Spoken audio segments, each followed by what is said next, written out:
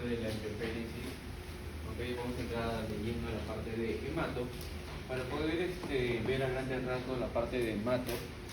¿No? Hemato se estudia primero de una célula progenitora, una célula multipotente, por lo cual hace que la división de las células de acuerdo a tipo de replicación eran toti, pluri y multi. La célula madre, o la stem cell hematopoietica, que se encuentra en tus huesos, es una célula multipotente. ¿Qué quiere decir una célula multipotente? Que tiene alta capacidad de replicación, que responde a diversos factores estimulantes para que justamente puedan dar los dos precursores de las células sanguíneas, mieloides y linfoides. ¿Ok? Entonces, evidentemente, cuando tú piensas en una proliferación de tipo mieloide, ¿qué esperarías encontrar, por ejemplo? Compañero de Celeste, ¿cuál es tu nombre? Marco. Si yo prolifero, supongamos que prolifero yo de manera indiscriminada, ¿ok? Este progenitor mieloide, ¿qué espero encontrar yo en el frotis de sangre periférica, en el hemograma de un paciente que tiene una proliferación excesiva de este progenitor mieloide? Glóbulos rojos y plaquetas. Es decir, número de plaquetas elevado, glóbulos rojos elevados, y también puedo encontrar en este caso, ¿no? No también nunca, la célula dendrítica. ¿Ok? La célula dendrítica, acuérdense que es la célula presentadora de antígenos por excelencia, ¿no? ¿Cuáles eran las presentadoras de antígenos? Pregunta clásica. Dendrítica 1, muy bien, y linfocito B. ¿Ok? Son 3 células presentadoras de antígenos. ¿Ok? Entonces, como le preguntaba a su compañero, si prolifera la estirpe de tipo mieloide, voy a encontrar que estas células van a estar incrementadas. Si prolifera la célula o la estirpe de origen linfoide, voy a encontrar linfocitos incrementados, ¿no? Más de 10.000, etc. Depende de cada estirpe. ¿Ok? Tenemos 3 tipos de linfocitos nada más. Natural killer, los linfocitos T y los linfocitos B. Cada uno tiene una función específica. Uno pertenece a la inmunidad innata, como le hemos hablado antes de Bray, y 2 pertenecen a la inmunidad de tipo adaptativa. Esto como regla general, ¿no? Porque hoy, 2025, el linfocito B ya se está descubriendo que tiene inmunidad, tiene características de inmunidad innata. Pero como regla general, okay, los libros de teoría nos dicen inmunidad innata, natural killer e inmunidad adaptativa, los linfocitos T y los linfocitos B. ¿Ok? Por la parte mieloide, ¿okay? Nosotros tenemos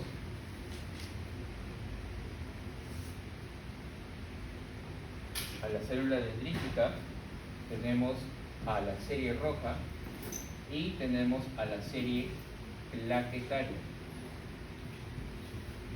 ¿Ok? La serie roja, para que pueda formarse este eritrocito con sus características fisiológicas, ¿no? Parte de las características fisiológicas del eritrocito, ¿cuáles son?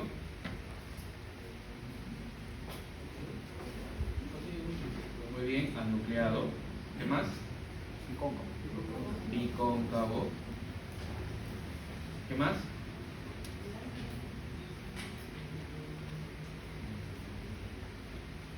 ¿Otra característica fisiológica?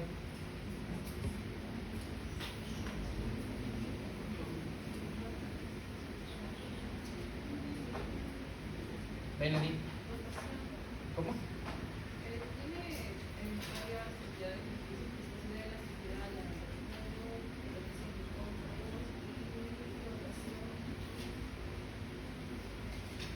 ¿Alguna otra propiedad que no sean estas ni esta?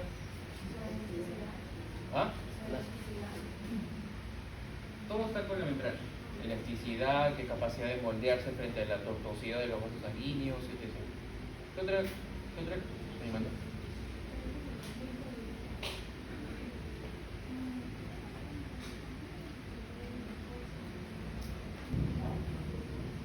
Eso es importante porque a partir de esto voy a pasar a patologías.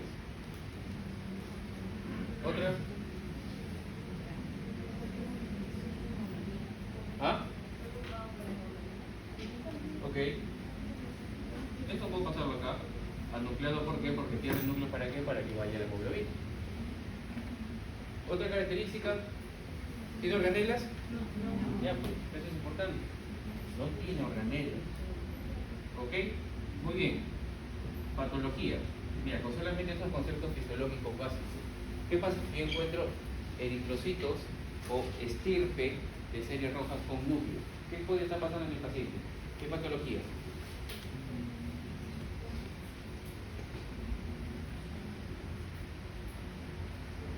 Si yo encuentro eritrocitos con núcleo, ¿es normal? No, obviamente. ¿Qué patología puedo encontrar eritrocitos con núcleo? Frecuente. Acuérdate de las anemias. En tu cabeza tienen que estar las anemias micro, normo y macro, dependiendo del BCM, la hemoglobina corpuscular media y la concentración de hemoglobina corpuscular media. Que yo entiendo que tú ya sabes el concepto de cada uno de ellos. ¿Ok? Si yo encuentro eritrocitos con núcleo, ¿qué puede estar pasando? ¿Puede haber lisis? ¿Podría estar sucediendo lisis de eritrocitos? ¿O no?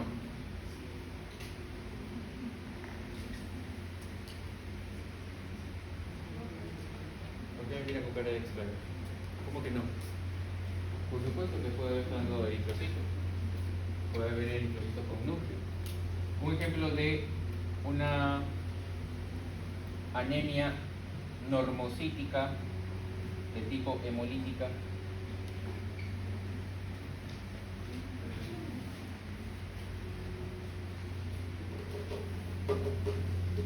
Cualquier anemia que produzca hemólisis. Autoinmune, la más clásica, ¿no? ¿Cómo diagnosticas una autoinmune? Prueba de laboratorio. Coombs positivo, ¿no? Entonces, una hemolítica autoinmune, anemia hemolítica autoinmune, yo puedo encontrar en frontera sangre periférica eritrocitos jóvenes, ¿ok? ¿Cuál es el antecesor del eritrocito maduro? ¿Cómo se llama? ¿Cómo se llama el antecesor? El reticulocito. Este reticulocito, ¿ok?, ha sido motivo de divergencia biológica, etc., con respecto a los biólogos, médicos no biólogos y todos los que se dedican a la parte de la investigación, de que tienen núcleo o no tienen núcleo. Los reticulocitos tienen remanentes del núcleo, no tienen un núcleo como tal, porque el núcleo, nos enseñaron en biología que tiene en este caso, tiene una membrana nuclear, ¿no? Y todas las características que están dentro de esto. El eritrocito no lo tiene, por lo tanto no es un núcleo como tal. Lo que sí tiene son remanentes del núcleo. ¿Y cuál es el paso que antecede a este, al reticulocito? ¿Cuál? Ortocromático. El ortocromático sí es el que tiene núcleo, aún. ¿Ok? Entonces, en este caso, ¿es normal que en una lisis yo pueda encontrar reticulocitos incrementados? Por supuesto, voy a encontrar eritrocitos jóvenes, porque si se me están destruyendo los maduros tengo que producir más. ¿No? Porque acuérdate cómo se llama la hormona que produce toda la serie roja. La eritropoyetina. ¿Dónde se produce la eritropoyetina? Células peritubulares intersticiales. ¿De dónde? ¿Del ojo? Del riñón. ¿Ya?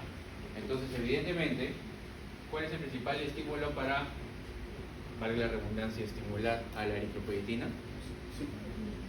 El descenso del oxígeno, ¿ok? La hipoxia.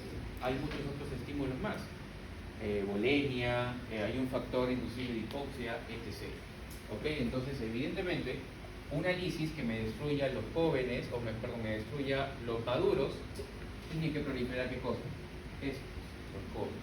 Por eso que yo, en frotis de sangre periférica, por ejemplo, en una anemia hemolítica autoinmune, voy a encontrar reticulocitos por las nubes, más del 2%. ¿Qué más puedo encontrar en una anemia hemolítica autoinmune? Además del Coombs positivo. El Coombs es una prueba muy utilizada y ustedes van a ver en la historia clínica de su paciente. A todo paciente con anemia le van a sacar Coombs. Es parte de los exámenes que le van a pedir. ¿Qué otro más? ¿Qué otra hallazgo laboratorial puede encontrar en una anemia hemolítica? ¿Ah? ¿De qué tipo? Directa.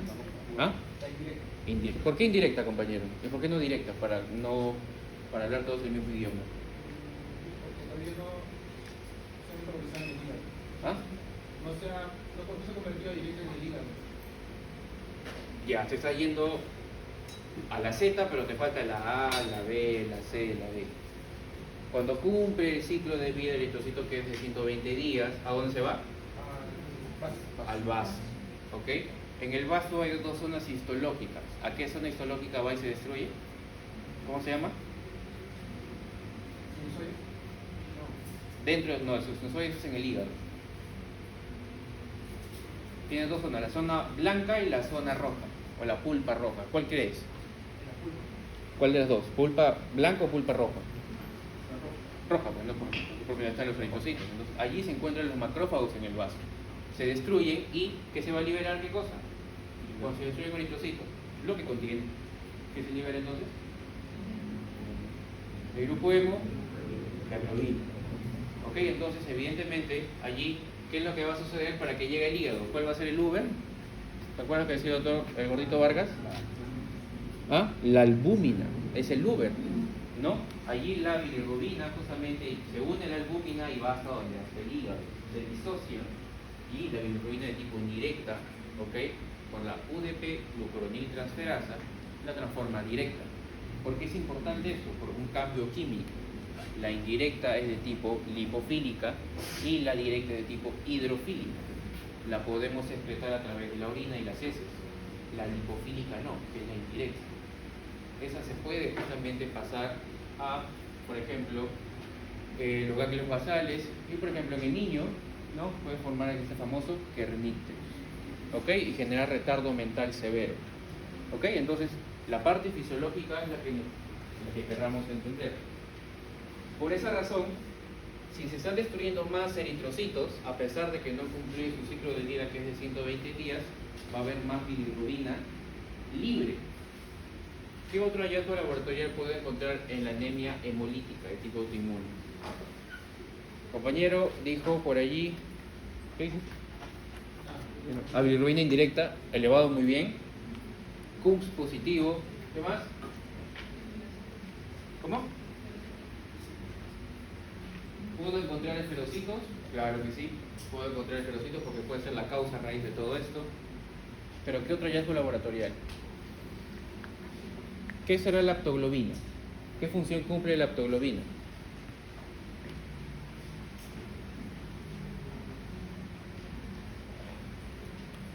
¿Qué será?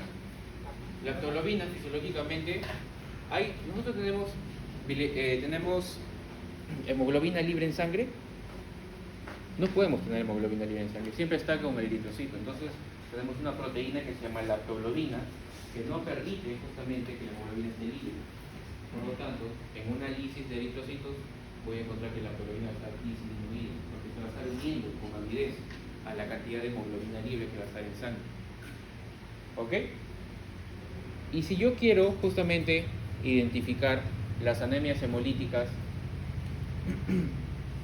respondiendo a la pregunta de la compañera de la intervención, ella dijo la esferocitosis. Es una causa de anemia hemolítica, ¿verdadero o falso?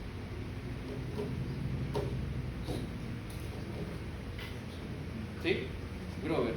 Y en esas características que he colocado, sin núcleo, bicóncavo y que carece de organelas, ¿dónde colocarías el esferocitosis hereditario? ¿Ah? Bueno, en bicóncavo, porque va a perder esa biconcavidad y en consecuencia en el frotis, ¿qué voy a encontrar?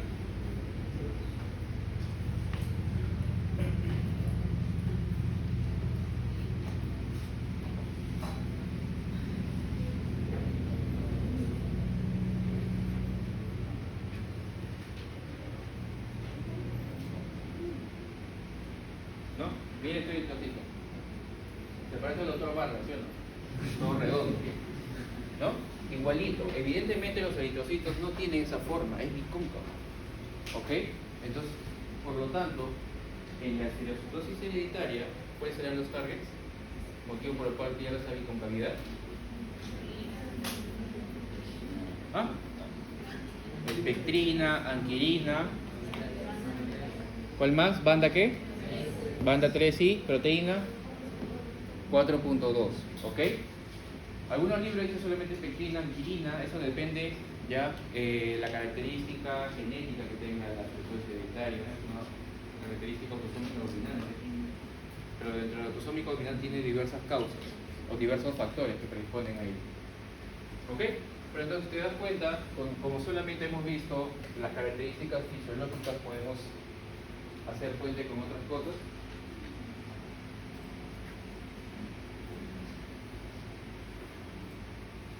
Ya. Si quiero hacer puente con la tercera característica, que es decir, carece de organelas. ¿Qué organela te tiene que llamar la atención a ti? Mitocondria, ¿no? La que nos da nuestra mamá. Si el eritrocito no tiene mitocondrias, ¿de dónde saca energía? ¿Ah? De la glucosa. Aeróbica, ¿cierto? ¿Anaeróbica o aeróbica? Anaeróbica o glicólica. ¿Ok? Porque la fase por donde se utiliza el oxígeno se llama la glicólisis aeróbica. ¿Ok? ¿Y eso sucede en dónde? En la mitocondria. Si no hay mitocondria, ¿cómo sucede eso? ¿Ok? Entonces, acuérdense que el eritrocito, dentro de todas las funciones que tenía,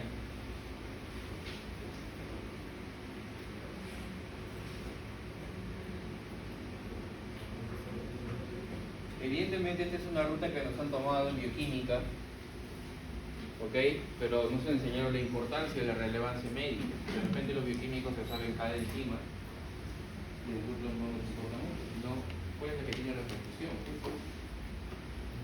O cuando se altera esta vía bioquímica, ¿qué patología puede producir? La vía de la glicólisis, ¿ok? Es una de las vías por las cuales el eritrocito va a obtener la energía para poder hacer sus funciones normales. ¿Ok?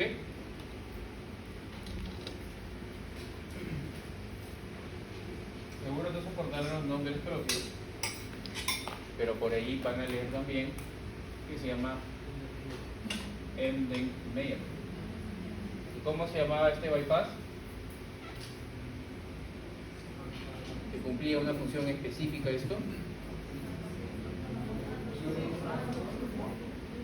Pero creo que es alemán. Rappaport-Lovering.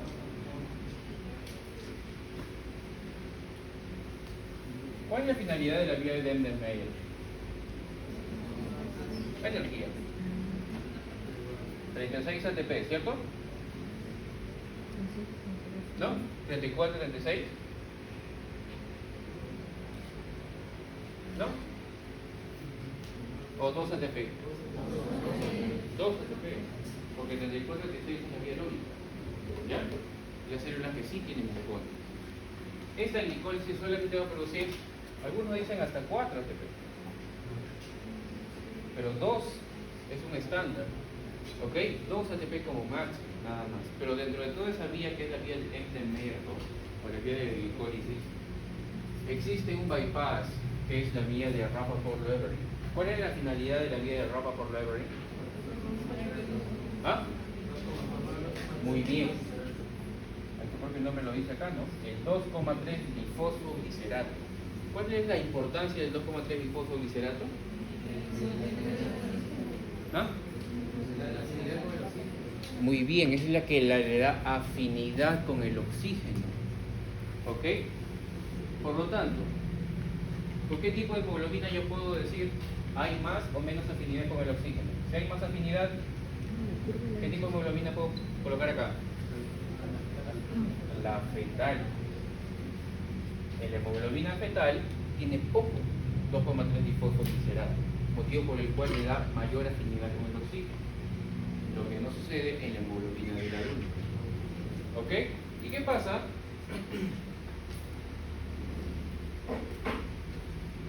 Por si acaso, antes de hablar, no es necesario que se aprendan todas las enzimas.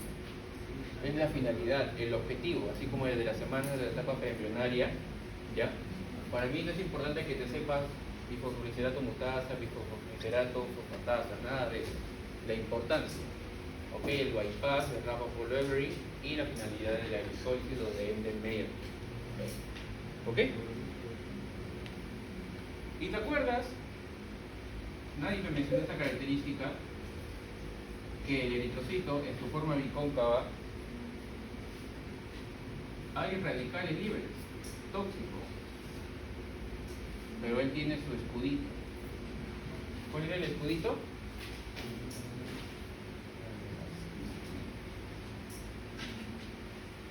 ¿Cómo se llamaba el escudito del eritrocito que no le permite deslizarse? Porque nosotros en la respiración celular, o sea, tu célula cuando está respirando, libera ¿qué cosa? Radicales de oxígeno, peróxido de hidrógeno y todos esos tipos de radicales de oxígeno que son tóxicos para la membrana celular, lo destruiría. Pero el eritrocito tiene su escudo. ¿Cómo se llamaba? Comienza con G y termina en glutatium. Muy bien. La glutatium peroxidasa. ¿Ok? Para que se forme el glutatium, ¿cuál era la enzima? Que es así, tienes que acordarte porque ha venido en tu examen. ¿Ah? Antes de, no, la enzima madre que forma el NAD, el que forma el glutatium deshidrogenasa y todo eso. ¿Ah? Glucosa 6-fosfato. ¿Ok? Eso es lo importante. Vuelvo a decir, no es necesario aprenderse todas las enzimas de acá. En realidad, solamente la finalidad nada más. ¿Ok? Mira, ahí está. Entonces, otra de las características del eritrocito es que es resistente a la lisis. Si no, ahorita estaríamos lisando, nos estaríamos azul, color difuso, todo ello. ¿Ok? ¿Y cómo se forma este glutatium peroxidasa? Mira, date cuenta de toda esa cascada enzimática. A partir del glucosa 6-fosfato, por esta enzima, ¿ok? Va a formar ¿qué cosa? NAD de pH. Después de NAD de pH, con la enzima glutatium reductasa, va a ceder un electrón y va a formar ¿qué cosa? Glutatium peroxidasa. El glutatium peroxidasa es el escudo que va a proteger al eritrocito contra los radicales libres que normalmente estamos generando, como por ejemplo peróxido de hidrógeno o ¿ok? Entonces, te das cuenta cómo a partir de estas 4 características puedes sacar patologías. Bueno, fármacos no hemos hablado todavía, etc. ¿Alguna pregunta con respecto a la serie Roca? ¿Ya?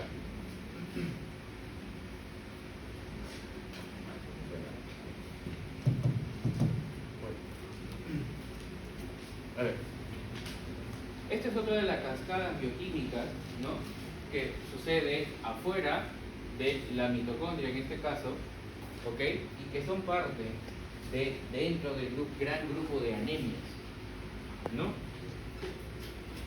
Ahorita, por ejemplo, hemos hablado de varias causas sobre todo acerca del origen del eritrocito y sus características fisiológicas. Ahora centrémonos un poquito más en las anemias, pero las que forman el eritrocito grande, es decir, de las macrocíticas. La más frecuente de todas es la megaloblástica. La anemia megaloblástica tenemos de dos causas, por deficiencia B12 y de B9. ¿Cuál de los dos era la más frecuente? B12, ¿no? Mal. B9. ¿Por qué no? Por el tiempo de reserva. ¿Cuánto reserva tiene B9?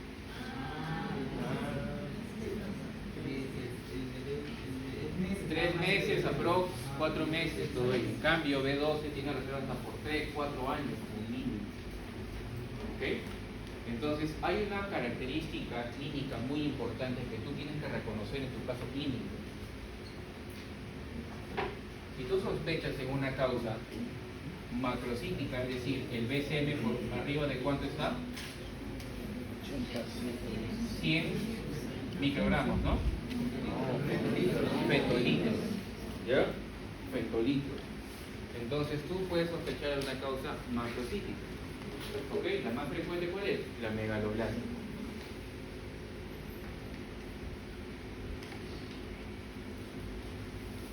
Dentro de tu interrogatorio o anamnesis a tu paciente, ¿qué le tienes que preguntar para discernir clínicamente hablando entre una megaloblástica por deficiencia de 9 o por deficiencia de 2? ¿Qué le preguntas? ¿Y por qué? A ver, Nelly, ayúdame. ¿Qué le preguntarías a tu paciente? Te dice, doctora, sé que me siento cansada, la ves pálida, es vegana. ¿Ah?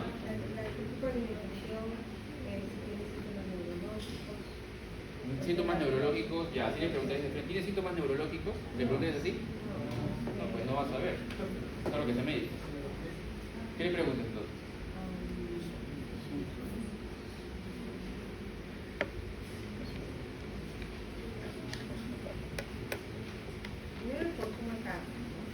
Ya, claro.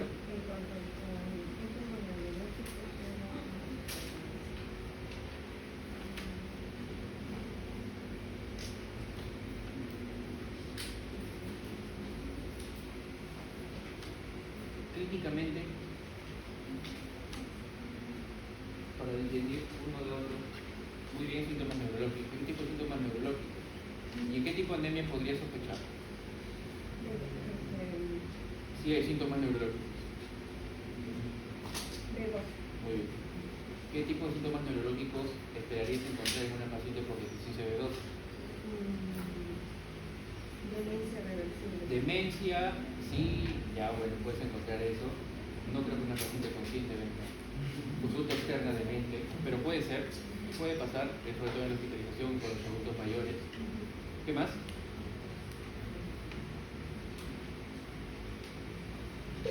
Algo más frecuente. También hay los efectos también se tener con Ya, pero me refiero a la clínica.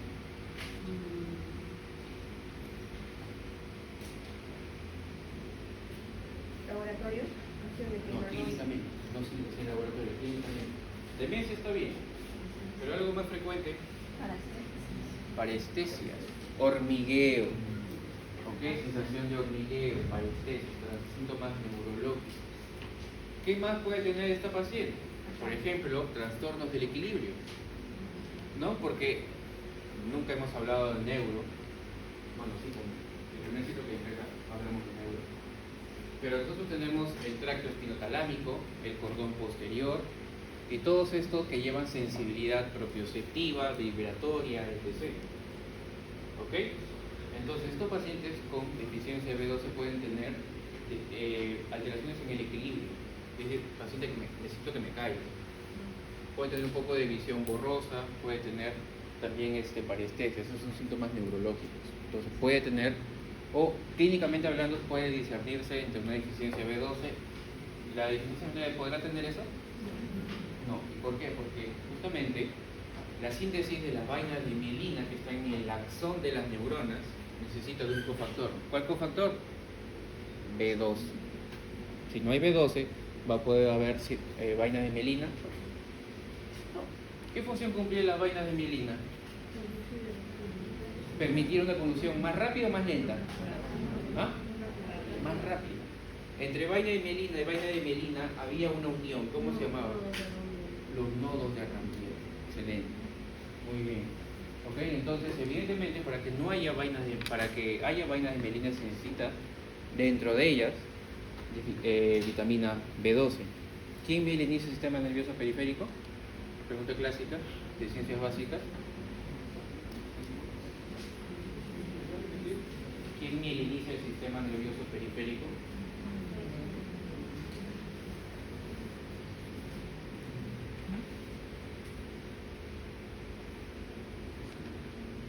Ya te ayudo. ¿Células de Schwann o los oligodendrocitos?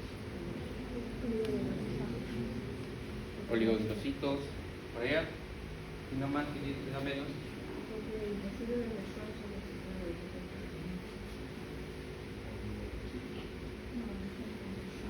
Y no más le llegamos con euros, ¿no? Ya. Hay que repasar eso porque son preguntas clásicas. Hay uno que mieliniza el sistema nervioso central, otro que mieliniza el sistema nervioso periférico. ¿Ok? Y esa celulita dentro de su cascada bioquímica necesita ¿qué cosa? B12. ¿Ok? Para que formar esas vainas de mielina, parte del axón de una neurona. ¿Ok? Entonces, en una deficiencia de B12, ahora sí, laboratorialmente voy a encontrar ¿qué cosa? El ácido metilmalónico por las nubes. Porque como ves allí, el B12, ¿qué función cumpliría?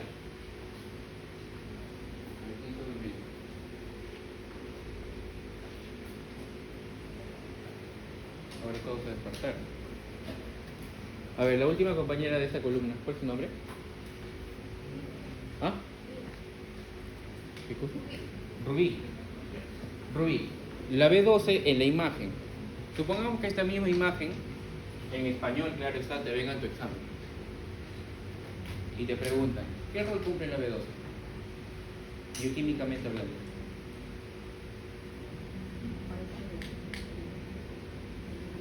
Solamente es una palabra.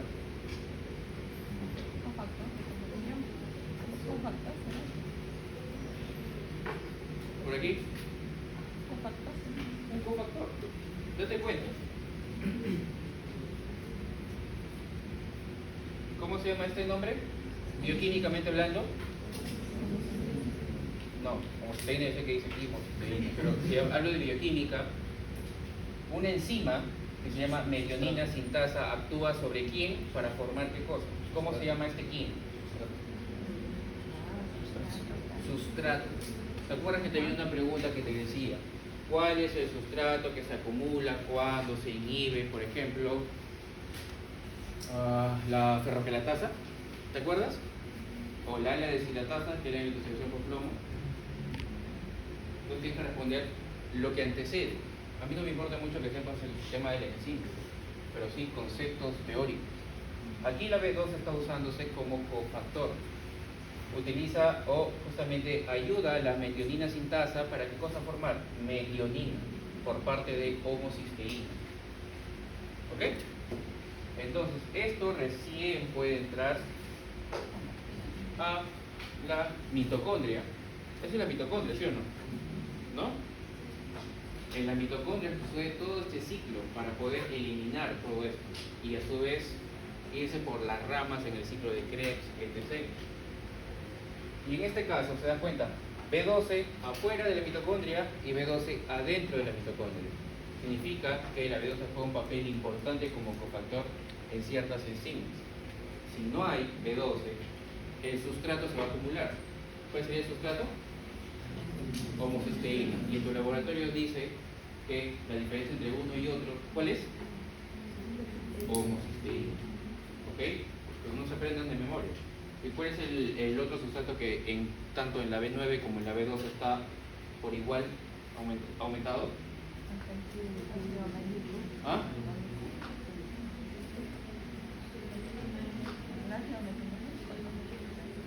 Ese sí es la diferencia, el ácido metilmalónico. ¿Ok? La homocisteína está igual, pero la B12, el ácido metilmalónico sí dice que está incrementado. ¿Por qué? Mira esta enzima. Metilmalonil CoA mutasa. ¿Utiliza quién? A la B12. Si no hay B12, ¿qué se va a acumular? Metilmalonil o lo que le antecede propionil CoA. Es decir, ácido metilmalónico incrementado voy a tener. Eso va a ser la diferencia crucial entre una B9 y una B12. Y eso se pide. El MIN se lo tiene, el ácido metilmalónico. Lo que permite diferenciar entre uno y otro. El internet te puede preguntar qué es el ácido metilmalónico y cuál es la función que cumple.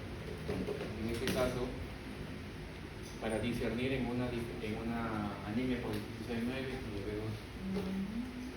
¿Ok? Esto de acá, metil tetrahidrofolato, ¿qué es esto? ¿Metabolismo de? ¿Qué vitamina? B9. Folato. ¿Ok? Aquí actúa una enzima. Después de la tetrahidrofolato, obviamente no está colocando de toda la cascada, porque es una parte nada más esa imagen.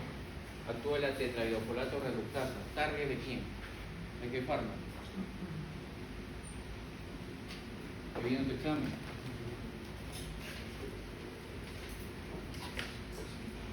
¿Se acuerdan la paciente con hito? ¿Qué fármaco le habían dado? Dimetropin sulfametocresol. Uno de sus targets es la tetrahidrofolato reductasa. Otro, por ejemplo, metrotexato. Todo lo que interfieren en la síntesis de B9. Hemos hablado del tubo neural hace un momento. ¿Ok?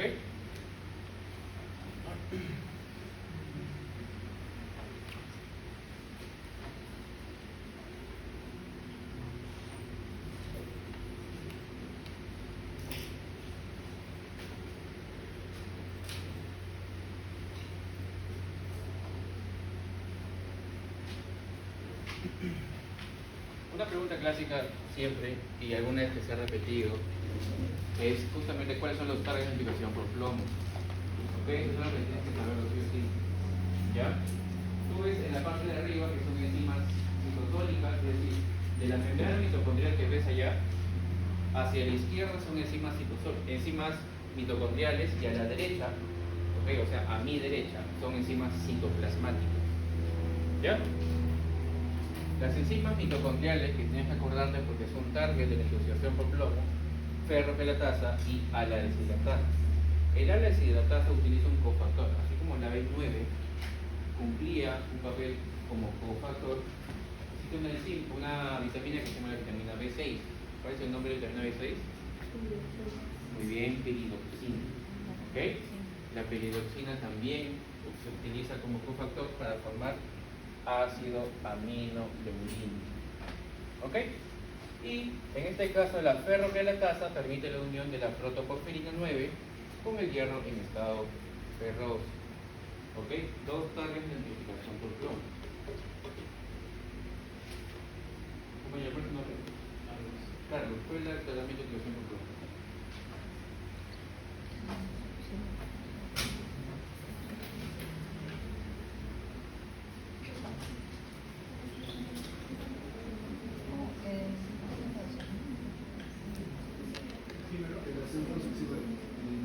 Dimercaprol, succímero, ok, son dos nombres diferentes. Pero primero, ¿qué es lo que se tiene que hacer? Sacar el plomo, que está justamente inhibiendo esas enzimas.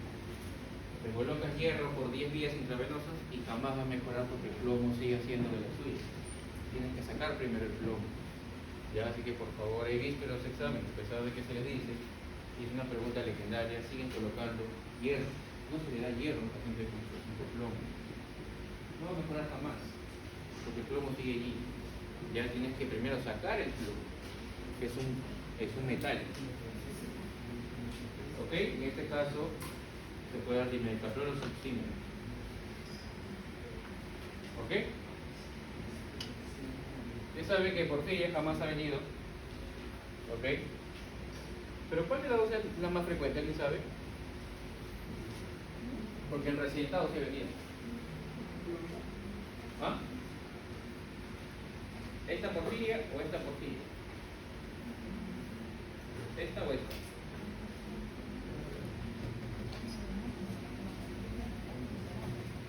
Esta de acá, la porfiria cutánea tarde. ¿Y cómo vino el residentado asociado a hepatitis C? Así ya viene igualito.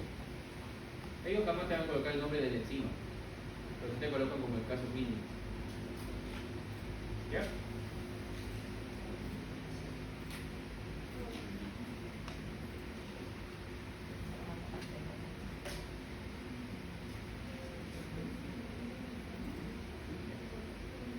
Más allá del metabolismo del hierro, eso es importante que ustedes sepan discernir.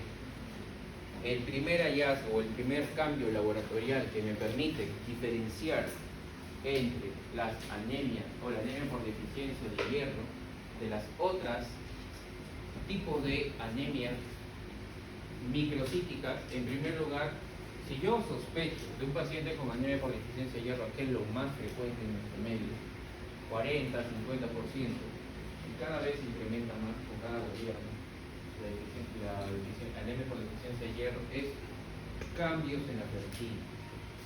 Los hallazgos en el hemograma,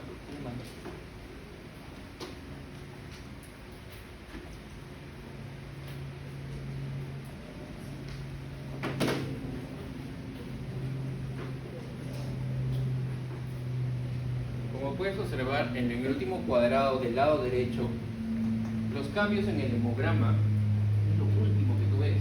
Lamentablemente, obviamente, lo ideal. Compañera, ¿cuál es tu nombre? Estela. Si tú fueras ministro de salud, ¿no? Y evidentemente la política de salud pública, o para que el sistema de salud en un país sea el primer mundo, tiene que incidirse en el primer nivel de atención. Si tú tienes tu población como el 40 o como el 50% por anemia por deficiencia de hierro, y tú sabiendo, seminario de ciencias básicas, ¿Qué examen laboratorial le proporcionas a todos los centros de primer nivel de atención? Hemograma. ¿Se viene? Ferritina. Ferritina, porque cuando ya hay cambios en el hemograma, como ves allá, BCM, concentración de hemoglobina corpuscular media, eso ya es muy tarde. El primer cambio es la disminución de la ferritina. Por eso que en los hospitales, en un paciente, o por ejemplo en una mujer, ¿no?, que ha estado sangrando y que tiene síntomas de disnea, palidez, cansancio, etc., lo primero que le van a pedir, no, el hemograma no va a ser. El hemograma ya viene como emergencia.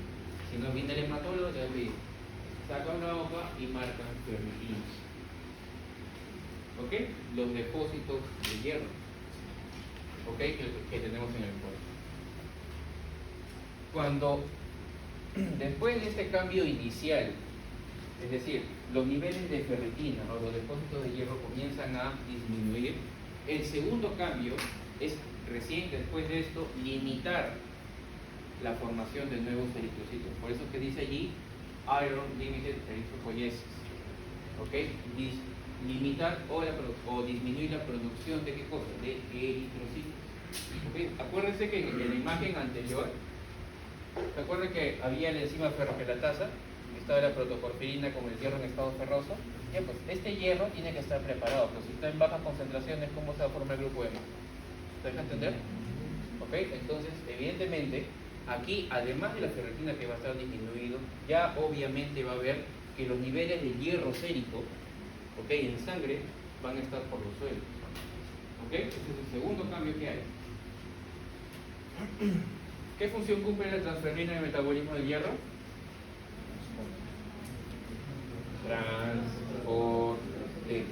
Transporte.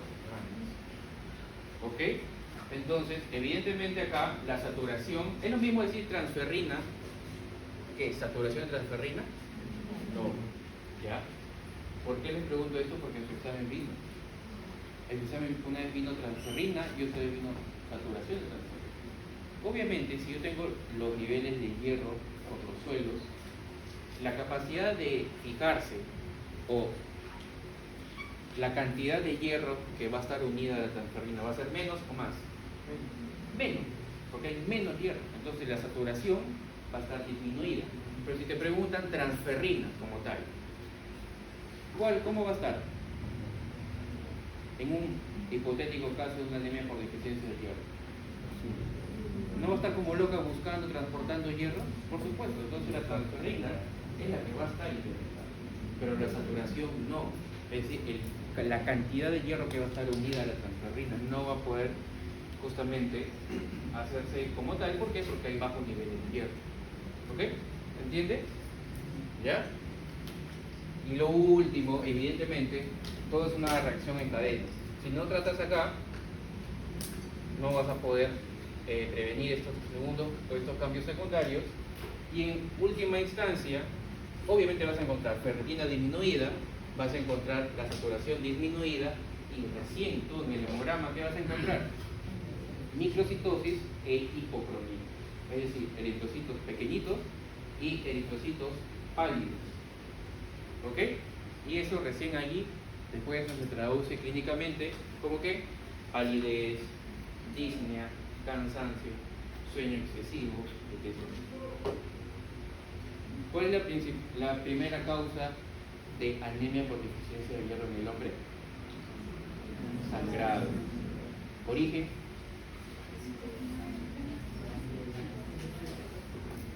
¿Periodo? No. ¿Cuál es? Gástrico. Dice que quiero ser más molesto. ¿Qué parte del todo el tubo gastrointestinal sangra con más frecuencia? ¿En dónde tienes que encontrar primero? Porque es una alta incidencia en los hombres, es un hallazgo precancerígeno, y supongamos que encuentres anemia en un adulto mayor de 60 años. Tienes que parar las orejas, ¿sí o no? Porque no te puedes quedar sangrado. ¿Ah? Más frecuente, más agresivo que el colon, porque el colon es más frecuente. En el estómago, una úlcera. ¿Se acuerdan la parte donde sangraba más la úlcera? Había una úlcera gástrica y la úlcera duodenal, ¿no? Entonces, allí tú tienes que parar las orejas porque puede ser un posible cáncer con solamente saber una anemia por deficiencia de hierro. Es decir, microcitosis hipocromía en quién? En un adulto mayor. ¿Por qué? Porque sabes que la causa más frecuente es un sangrado. Y esa úlcera puede ser cáncer en un adulto mayor. ¿Verdadero o falso? Claro. ¿No? ¿De qué tipo de cáncer de estómago estoy hablando? ¿El intestinal o el difuso?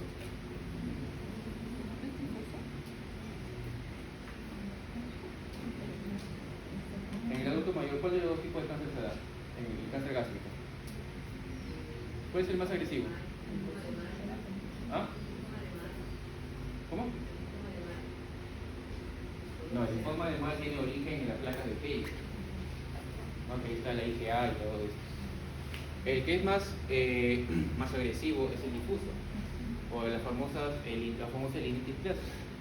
En algún grupo, cuando les enseñé la parte de gastro, la linitis plástica es que literalmente tu estómago se vuelve como el cuero. ¿Has tocado el cuero? Así se vuelve el estómago. Y evidentemente, ahí no hay pierde. Y obviamente, ¿en quién más puede encontrar eso? En los adultos, en los jóvenes. Porque eso tiene un trastorno ya genético de por sí muy fuerte. Porque es un cáncer ya hereditario gástrico.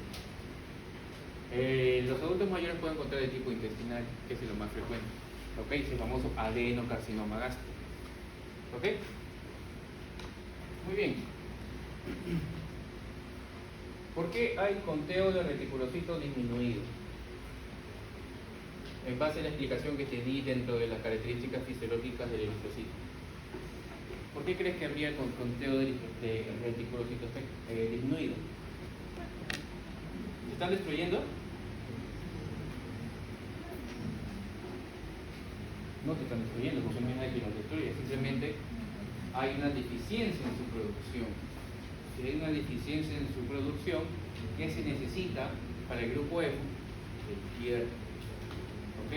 Por lo tanto, los jóvenes, los reticulocitos van a estar disminuidos porque se producen, sí, pero ¿qué? Poquitos. ¿Ok? En otro libro de medicina interna, las anemias normocísticas la dividen en base al conteo de reticulocitos. Y ese es un hallazgo que le encanta mucho a los médicos internistas. Dividir por reticulocitos. Reticulocitos normales o reticulocitos disminuidos. Eso es importante también. ¿Okay? La importancia de saber el concepto de reticulocitos. ¿Alguna pregunta? ¿Todo claro? Ya.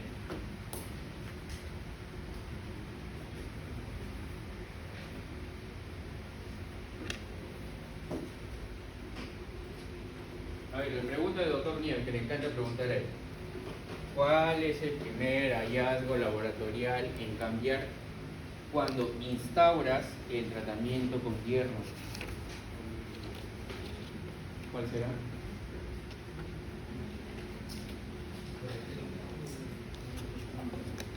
Eso preguntó el doctor Nieves, ¿cómo se preguntó el doctor Nieves? ¿Crees tú? ¿Diagnóstico de tratamiento?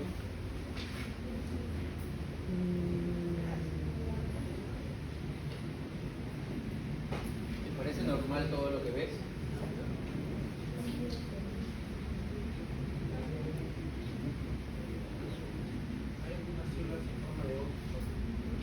¿Cómo cuál? ¿La inferior izquierda? ¿La izquierda por el medio y una forma de... Ya, ¿no? ¿La de arriba? También, ¿no? Si hay en forma de hoz, ¿ves? ¿Y cuál es el tratamiento de la falciforme? Te lo pregunté hace un momento y me respondió. ¿Y cómo aumentan la movilidad fetal? ¿Ah? ¿Y hay que hacer? ¿Cuál es el target de la hidroxiuria?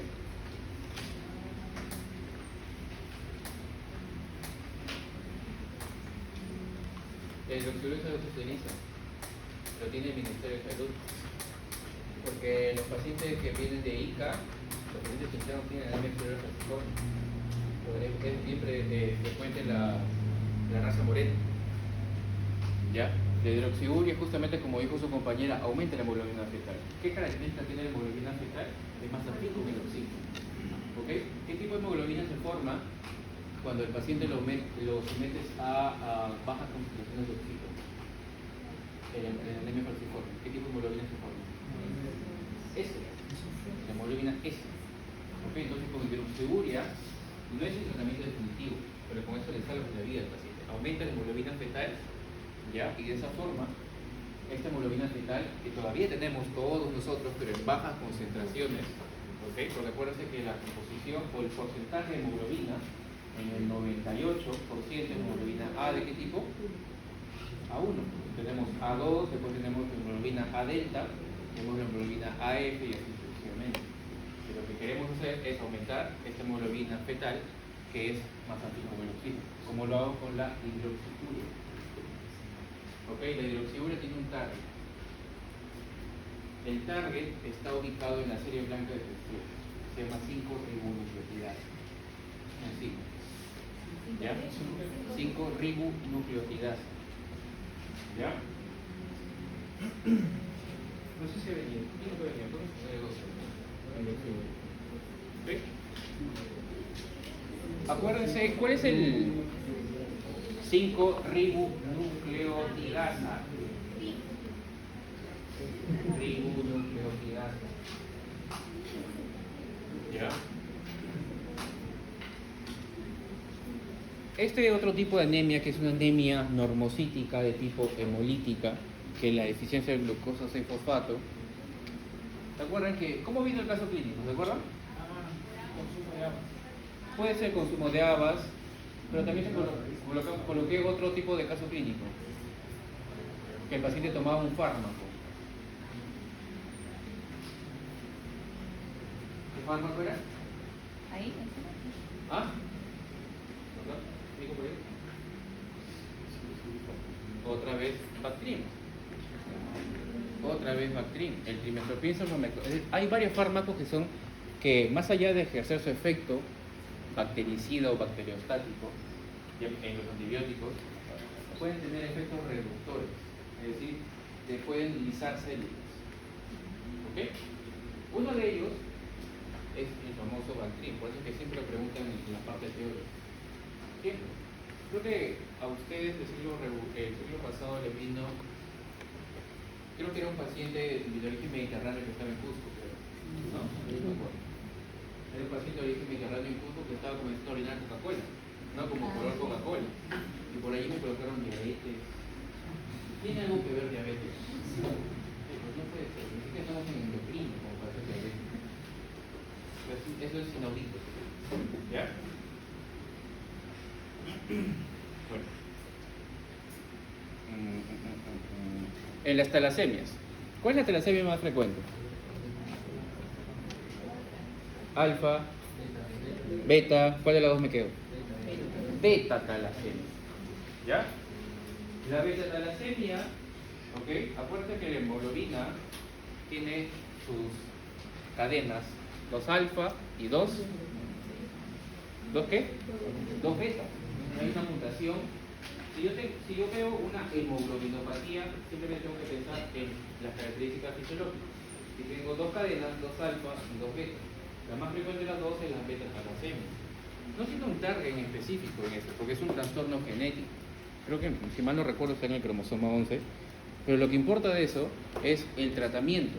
Porque el tratamiento de las talasemias sí se puede preguntar en ciencias básicas. ¿Cuál es el tratamiento de las talasemias? Si es algo genético, ¿podrás hacer algún tratamiento curativo? No. ¿Qué es una talasemia? Si el paciente no va a tener sus 2 cadenas, y si no puede tener sus 2 cadenas, va a tener, en este caso, puede transportar oxígeno. ¿Qué le tienes que hacer entonces? Trasplante de médula. ¿Ah? ¿Qué le das? Trasplante de médula. No. El trasplante de médula sería una opción para pacientes con un trastorno genético.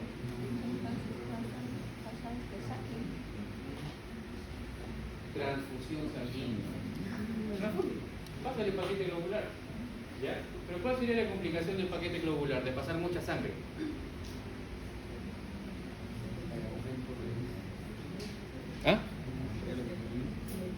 Aumento de la bilirrubina, no tanto, pero por ahí aumenta algo. ¿Qué cosa?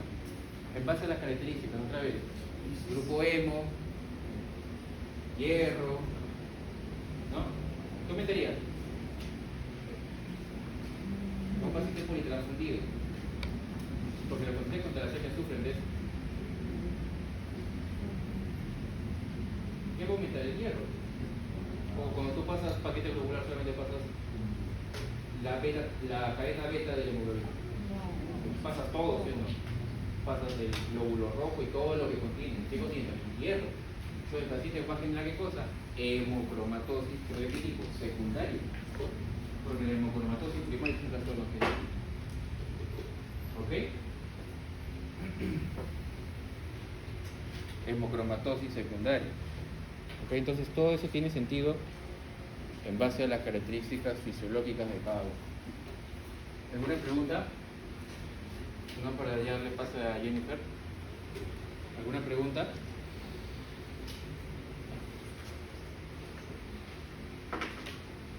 ¿Ya? No me he preguntado ninguna otra cosa de anemia.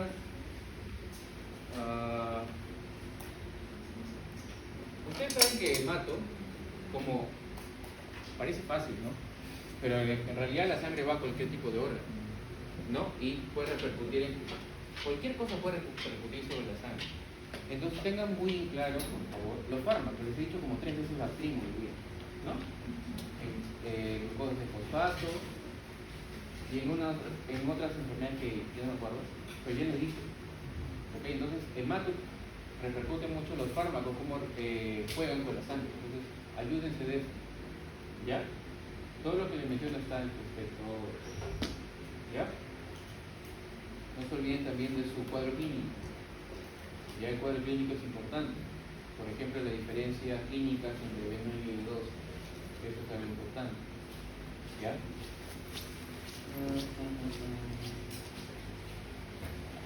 ¿Alguno ha visto el ENSIF? El ENSIF. El siglo pasado se ve el ENSIF. Aquí hay un montón de preguntas, ¿no? Y a mí me conviene porque así me ahorran el trabajo.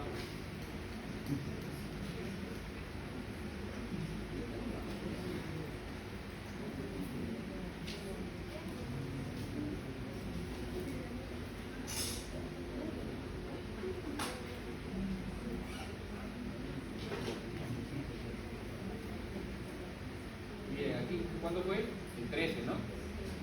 Este fue el segundo piloto, porque el primer piloto fue en el 2021. Aquí hay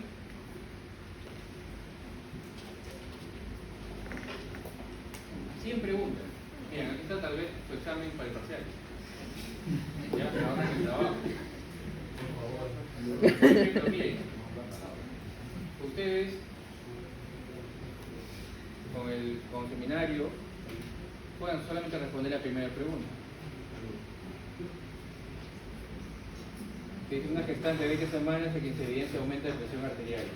Algo sencillo, ¿no? ¿Cuál de los siguientes antihipertensivos sería la primera elección? Alfa-metildopa. Pero esa pregunta se la puedo hacer a alguien de segundo o tercer ciclo. ¿Cómo que por qué no?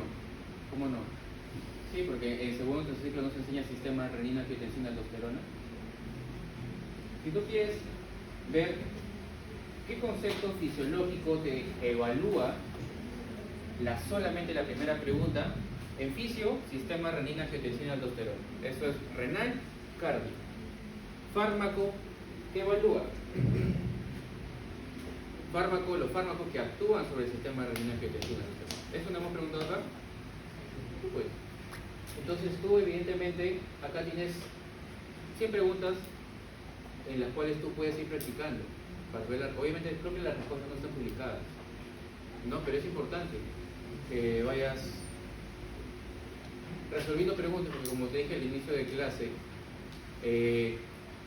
no esperes tener el examen para recién practicar, porque muchos la práctica les sale mal el mismo día y eso tiene una nota. Practica desde ahora, ¿ok? Con preguntas. Miren la segunda, por ejemplo, espirometría. el volumen inspiratorio forzado y todo eso. Ok, y así hay un montón de preguntas. También por ahí seguro debe haber alguna de mato que puede ir en tu examen. Creo que había un.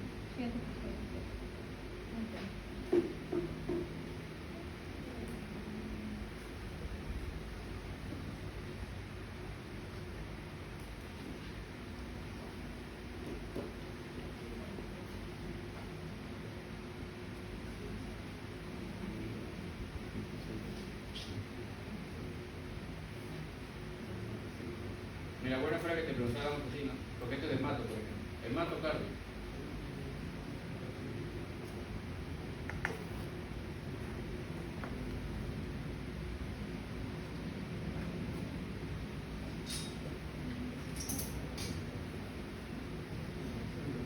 ¿Cuál sería la clave? Obviamente. ¿Cuál? Eso voy a hablar italianito. Ah, pues. ¿No? Funciona por ejemplo vitamina K dependiente, todos sí tenemos proteína C y S. Obviamente ese tipo de examen no está dirigido para alguien como tú que está en 11º ciclo, esto va para más chibolitos, sexto, séptimo ciclo, porque este examen es antes de que pisen un hospital. ¿Ok? Entonces, evidentemente no para ustedes ni para la promoción anterior, sino que a partir de otro año, a partir del próximo año, va a haber un ENSIP y que sea requisito obligatorio antes de pisar un hospital. ¿Ok?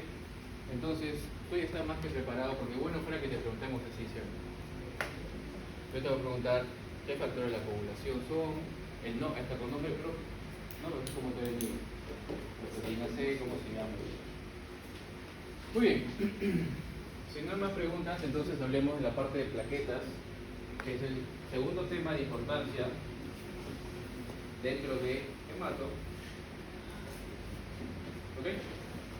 Bien, Sí.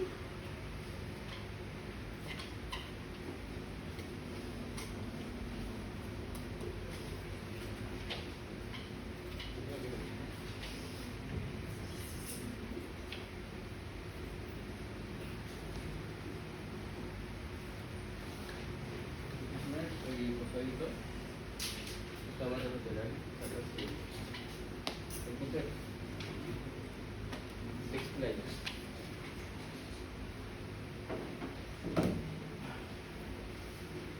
Ya, bueno chicos, yo les voy a hablar sobre la plaqueta. Como bien lo había mencionado el doctor, todo va a partir de una stem cell. Esta stem cell va a dar, es como la célula madre que va a dar a sus hijitos. Estos cuáles son glóbulos rojos, glóbulos blancos y las plaquetas. Pero la diferencia es que las plaquetas no van a ser células como los glóbulos rojos y los glóbulos blancos. ¿Esto qué quiere decir? Si es que no son células, van a necesitar de algunas sustancias para recién poder activarse. Entonces, estas plaquetas van a ser fragmentos celulares. ¿Y por qué se van a producir? Por la trombopoyetina. Así como tenemos la eritropoyetina que va a dar a los eritrocitos, vamos a tener a la trombopoyetina que va a dar a los megacariocitos, que estos van a dar a los fragmentos celulares, que son las plaquetas. Todo este proceso de la hematopoiesis se da a partir de la tercera semana, como lo había mencionado el doctor. ¿A partir de quién? Del saco vitelino. Entonces, una pregunta clásica es: ¿cuál es el principal órgano extramedular que va a comenzar con la hematopoiesis? Va a ser el saco vitelino. Luego sabemos que va a seguir la etapa hepatoesplénica y luego ya va a ser la fase medular, que esta ya va a perdurar hasta los adultos. Y otra pregunta clásica suele ser: ¿cuándo comienza la fase medular? Va a ser en la semana 18. Ya para entrar a hablar de las plaquetas, esta plaqueta, como ya sabemos, tiene un tiempo de vida media de 7 a 10 días.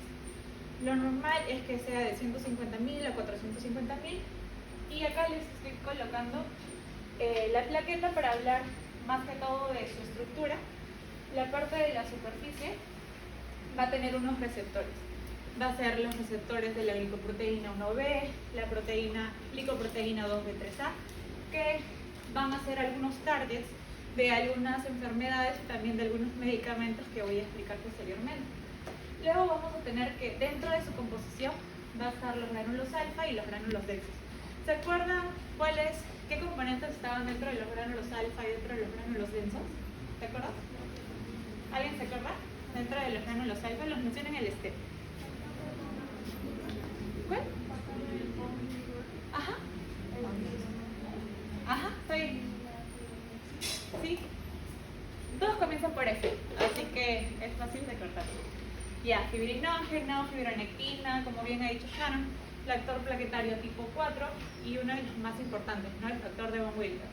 Dentro de los gránulos densos, ¿quiénes se encuentran? ¿Se acuerdan? Cash. Ajá. ¿Quiénes son? Calcio, ADP. Ajá, serotonina y histamina. El más importante de estos cuatro va a ser el ADP.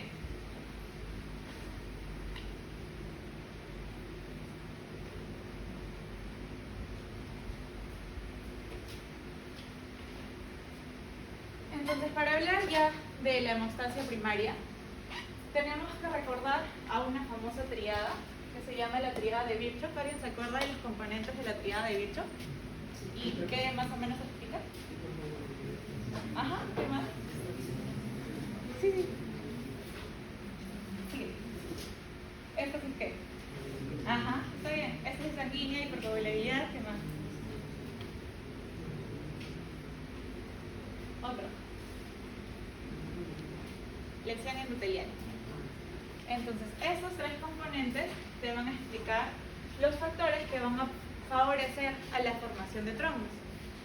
¿Qué enfermedades vamos a encontrar, por ejemplo, en una lesión endotelial? Es una muy conocida. Por ejemplo, una aterosclerosis que te va a llevar a un infarto. También un ACV podríamos encontrar que te va a llevar a una lesión endotelial. En estas sanguíneas, ¿qué enfermedades podríamos encontrar? Ajá. Exacto. Trombosis venosa profunda, por ejemplo. Los que te predispongan a una hipercoagulabilidad.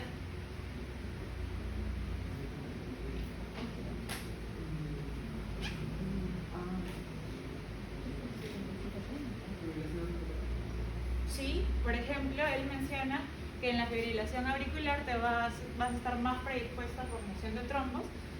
Exacto, en realidad las arritmias en general, pero una importante es la fibrilación auricular. Otro es, por ejemplo, el déficit de proteína S, proteína C.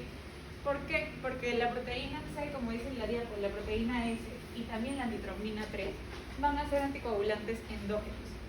Otro que suele ser pregunta de examen, más que todo en seminario 2, es ¿cuál es la enfermedad congénita que te predispone a una hipercoagulabilidad? Va a ser el factor 5 de Leiden. Comenzando en la hemostasia primaria, vamos a tener la infuria. ¿Por qué? Porque primero nosotros vamos a tener una lesión. Esta lesión va a provocar que estos vasitos que tenemos hagan una vasoconstricción. ¿Por qué? Porque van a querer acercar las paredes y se produce esta vasoconstricción porque en este endotelio de estos vasos sanguíneos vamos a encontrar al receptor alfa 1. ¿Y qué es importante recordar de este receptor alfa 1 del endotelio? Es que es metabotrópico. ¿Qué quiere decir que es metabotrópico? ¿Alguien sabe? Ajá. Que sea metabotrópico quiere decir que está asociado a proteína G. Entonces puede ser una proteína GS, proteína GI o proteína GQ. Pero en este caso, como es un receptor alfa 1, va a estar acoplado a una proteína GQ. Si es una proteína GQ, ¿cuál es su segundo mensajero? ¿Alguien recuerda?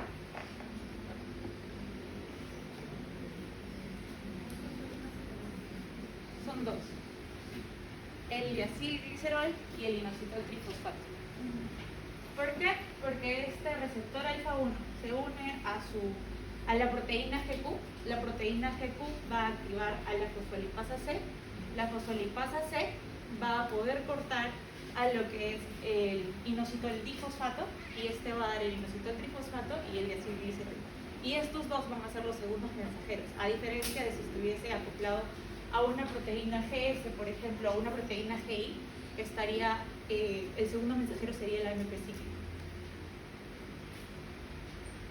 Para añadir que el endotelio vamos a encontrar sustancias que van a ser vasodilatadoras y también podríamos encontrar sustancias que van a ser vasoconstrictoras. Dentro de las estar el óxido nítrico, la prostaglandina I2, y dentro de las vasoconstrictoras va a estar la endotelina 1 y uno de los más importantes va a ser el tromboxano A2, va a ser un potente vasoconstrictor. Luego de la injuria va a empezar la exposición. ¿Y qué es la exposición? Es donde se va a expresar este factor de von Willebrand que va a provenir tanto del subendotelio como también de la plaqueta que habíamos mencionado que estaba dentro de estos gránulos alfa. Este factor de von Willebrand se va a unir con el colágeno tipo 3 que va a ser el primordial de estos vasos sanguíneos. Después de la exposición va a seguir la adhesión. Ya, me olvidaba. En la exposición, una pregunta podría ser, en la enfermedad de von Willebrand, por ejemplo, ¿qué fase de la epistasia primaria se está viendo afectada? Sería la exposición. En la adhesión, ¿qué encontramos? Que el factor de von Willebrand se va a unir a este receptor de glicoproteína 1B. Entonces la plaqueta se va a adherir, acá el protagonista va a ser la glicoproteína 1B. ¿Se acuerdan qué enfermedad encontrábamos aquí? Si es que hay un déficit de glicoproteína 1B. La enfermedad de Barran-Salix. Luego sigue la activación. Se llama activación porque se van a activar todos esos gránulos densos, gránulos alfa, van a salir de esta plaquetita y también se va a expresar la glicoproteína 2B3A, que recién va a tomar protagonismo en la fase de la agregación, donde esta glicoproteína 2B3A se va a unir a otra glicoproteína que tiene, bueno, la otra glicoproteína 2B3A de esta otra plaqueta, y van a tener como un pegamento. Este pegamento va a ser el fibrita. ¿Y acá qué enfermedad encontramos? La trombostenia de Glan.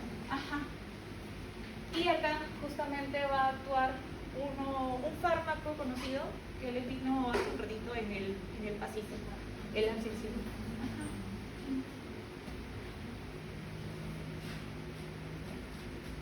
Esta plaquetota suele asustar cuando se ve al principio, la verdad, porque dices hay muchos medicamentos, muchos receptores. La primera vez que lo vi me asusté, pero si es que lo vas entendiendo poquito a poquito se va volviendo un poquito más simple. El clopidogrel, como el prasugrel, el cangrelor, van a tener el mismo mecanismo de acción que va a hacer que van a inhibir al receptor P2Y12 del ADP. Por ejemplo, la aspirina, ¿cuál era su mecanismo de acción? Irreversiblemente, ¿no? Al COX-1.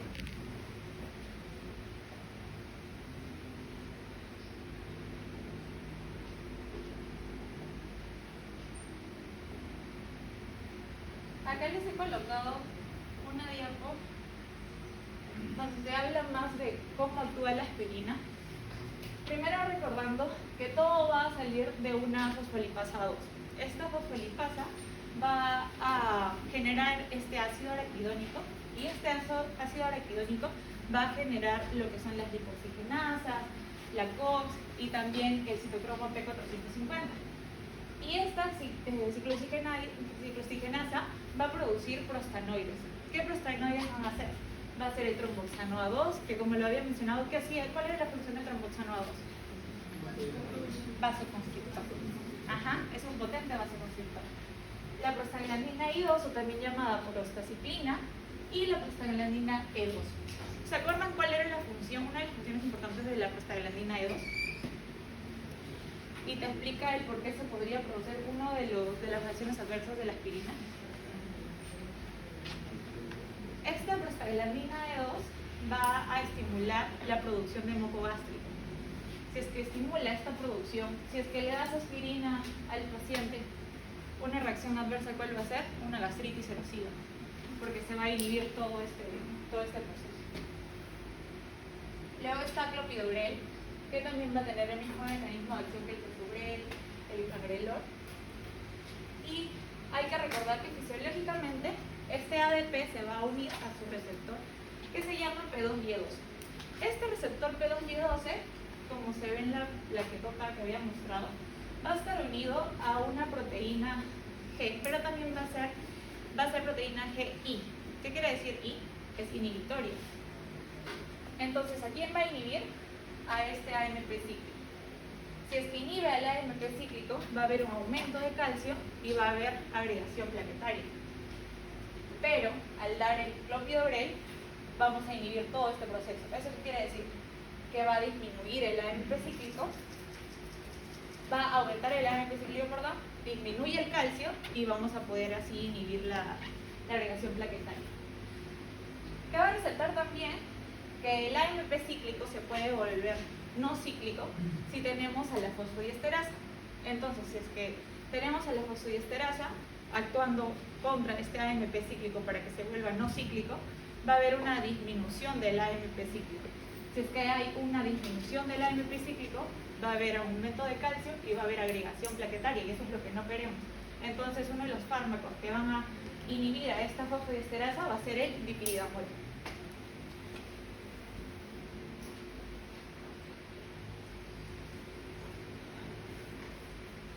Otro de los fármacos importantes, que también, por ejemplo, como el dipyridamol, va a ser el trifusal, que va a tener la acción de inhibir a la fosfodiesterasa, y este trifusal también va a tener una acción como la aspirina que inhibe al COX-1.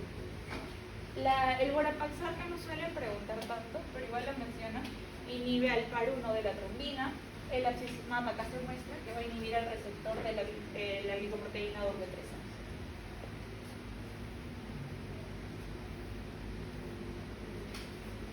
Luego, la hemostasia secundaria. En la hemostasia secundaria, me olvidaba mencionar que en la hemostasia primaria, el objetivo de esta hemostasia primaria, ¿qué va a hacer? Es formar un tapón plaquetario, pero va a ser inestable. ¿Esto qué quiere decir? Que va a necesitar la ayuda de esta hemostasia secundaria para volverse firme, porque si no, va a estar muy débil. La hemostasia secundaria, el protagonista va a ser los factores de coagulación en general, va a tener como objetivo que se va a formar una malla de fibrina para recién producirse el coágulo y dar firmeza. Entonces, esta hemostasia secundaria, vamos a tener la vía intrínseca, la vía extrínseca y también la vía común.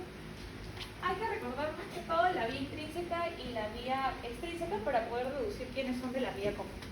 Dentro de la vía intrínseca van a estar los factores 12, 11, el factor 9, también el factor 8, y la vía extrínseca va a estar el factor 7, el factor 3, que es el factor tisular, y en la vía común van a estar los demás, los que no he mencionado, ¿no? El factor 10, el factor 2, el factor 1, el factor 3, el factor 5 también. En este esquema mencionan más o menos gracias a qué factores de coagulación se van a activar otros factores de coagulación, ¿no? Por ejemplo, vamos a tener que el 2 va a poder ser activado por el 5A, el calcio y el 10A. Y el fibrinógeno va a poder ser activado, o sea, pasar a fibrina, por el calcio y el 2A. Hay que recordar en esta hemostasia secundaria las hemofilias. ¿Por qué? Porque ¿se acuerdan qué era la hemofilia? Tenemos la hemofilia tipo A, B, C. ¿Qué hay en cada una? Hay un déficit de algunos factores de coagulación. 8, 9, 11. En la hemofilia tipo A hay un déficit del factor 8. En la hemofilia tipo B del factor 9 y el C, el C. ¿Cuál es la más grave? El C. ¿Y la más frecuente? La A. Acá otro para mencionar, vamos a tener un anticoagulante que va a ser la heparina. La heparina lo que va a hacer, ¿se acuerdan del mecanismo de acción de la heparina? ¿Cuál?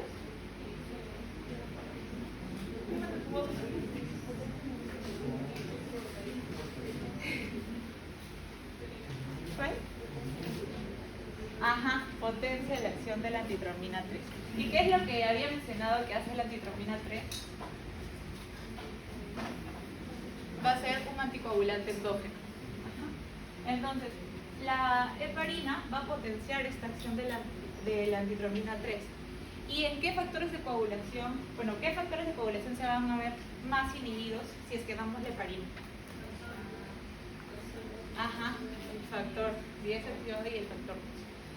Esos dos. Esta heparina, ¿recuerdan cuál era su efecto adverso? Y por eso es que tiene que tener un constante monitoreo.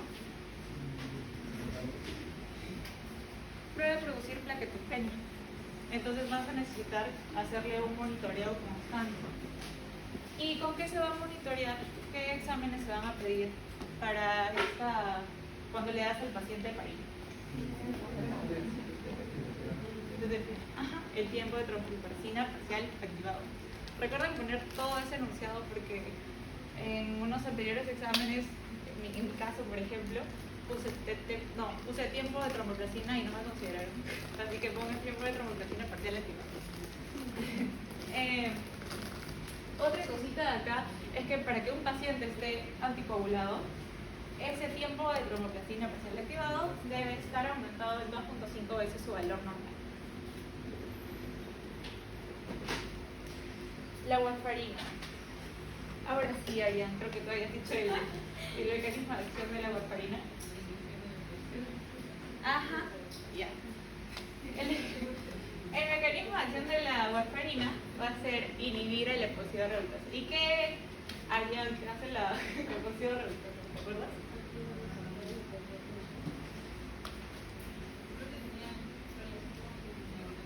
Ajá. Hace que la vitamina K de lo que estaba oxidada pase a ser reducida. ¿Y para qué necesitamos que esta vitamina K se vuelva a reducir? Porque van a haber factores de coagulación y vitamina K dependientes. Para que estos factores de coagulación se puedan activar, vamos a necesitar de la vitamina, que esta vitamina K esté reducida, ¿no? La warfarina va a tener un control por el tiempo de protrombina. El tiempo de protrombina va a ser el que va a evaluar lo que es la vía extrínseca, así como el tiempo de tromboplastina que es el activado ve lo que es la vía intrínseca, el tiempo de protrombina de la vía extrínseca. Acá el tiempo de protrombina va a estar mayor a 15 segundos y para que un paciente esté anticoagulado el INR tiene que estar entre 2 a 4. Ya, un efecto adverso de la warfarina va a ser que puede producir hemorragia. Y otra cosita de lo que era la heparina es que si tenemos otra opción podría ser la enoxaparina, que esa es una heparina de bajo peso molecular. Y esta enoxaparina va a producir, no es necesario el monitoreo, ¿por qué? Porque no va a producir plaquetopenia como lo hace la heparina.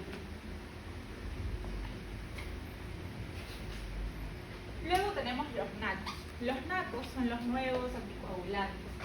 Estos nuevos anticoagulantes pueden ser inhibidores de la trombina, inhibidores del factor 10 activado. Tenemos los que son directos y también los que son indirectos. Dentro de los que son directos tenemos el dabigatran.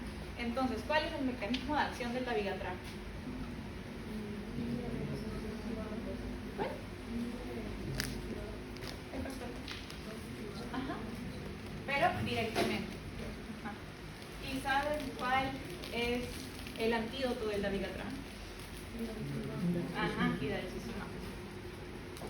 Tenemos también a unos inhibidores del factor 10A, que va a ser rivaroxaban, apixaban, que la mayoría se lograba porque en el mismo nombre te dice la X, ¿no? Entonces te dice a qué factor de coagulación está inhibiendo. Por último tenemos la hemostasia terciaria.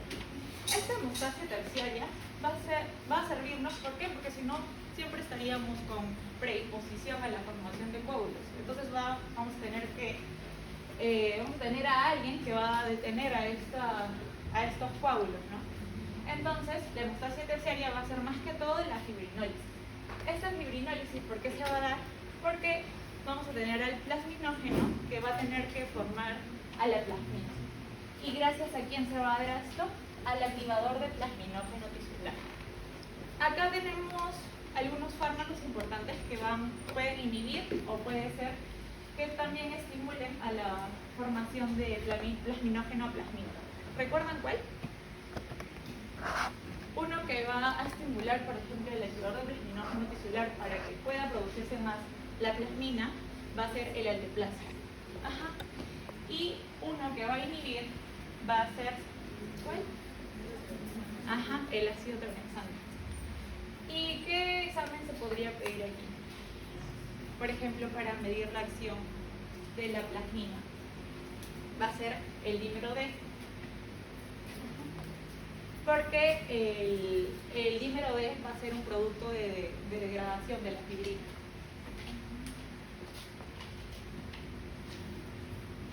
Eso es todo con respecto a las plaquetas.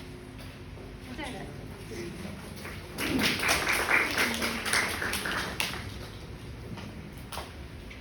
Imagino que evidentemente ya lo habrán hecho, ¿no? Ya lo han hecho, pues lo recomiendo. También lo coloco en su grupo de WhatsApp porque parece broma, ¿no? Pero mientras nosotros repetimos todos los días lo mismo, mientras ves tú la imagen, así como en nuestro caso tu tóxico, ves la imagen, ¿no? Su imagen de WhatsApp, de Facebook, todo eso. Bonito. Coloca la imagen, lo vas a ver todos los días, creo. ¿Ok? Entonces, como les dijo Jennifer, dentro de las plaquetas, chicos, lo importante es saber, uno, las características fisiológicas. Tenemos los gránulos alfa y los gránulos densos. ¿Ok? Cada uno con sus características propias. Esta plaqueta y todos los fármacos que están en el cuadrado en rojo, ustedes saben que son fármacos de hemostasia primaria, nada más. No son fármacos de hemostasia secundaria. ¿Ok? Por lo tanto, compañera, ¿cuál es tu nombre? Judith. Si a un paciente yo le doy aspirina, ¿cuál de los tres tiempos me permite justamente ver que me estoy, supongamos ya que evalúe este tiempo de laboratorial, el exceso de uso de aspirina? Tiempo de tromboplastina parcial activado, tiempo de trombina, tiempo de protrombina o el tiempo de sangría. ¿Cuál de los tres me permite monitorizar la hemostasia primaria? ¿Cuál de los tres tiempos que te digo? Si yo me excedo en dosis por algún fármaco que actúa en la hemostasia primaria. ¿Tiempo de trombina?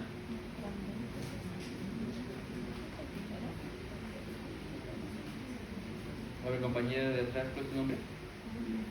Mireia. María. Ayúdala a Viri, ¿no? Judith, perdón. Ayúdala a Judith. ¿Cuál de los tres tiempos? ¿Tiempo de sangría, tiempo de tromboplastina parcial activado o tiempo de protrombina? ¿Ah? ¿Por qué tiempo de sangría?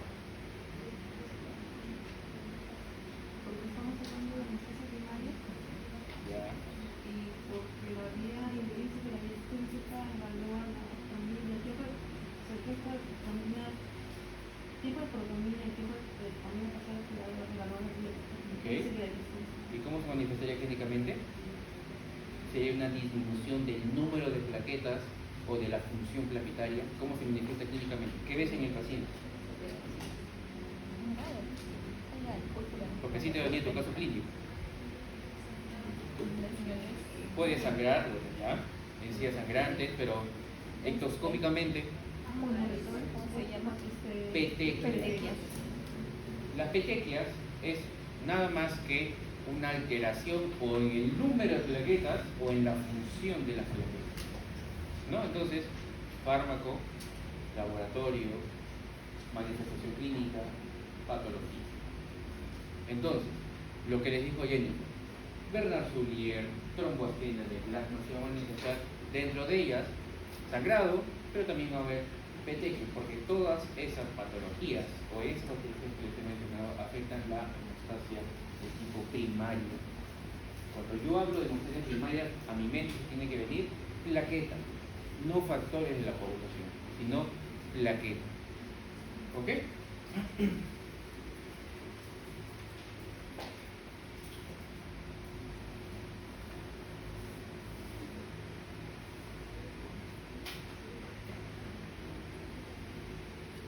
En un paciente renal crónico en estadio 4B, no 3B, no, estadio 4, ¿qué fase de la hemostasia estaría alterada?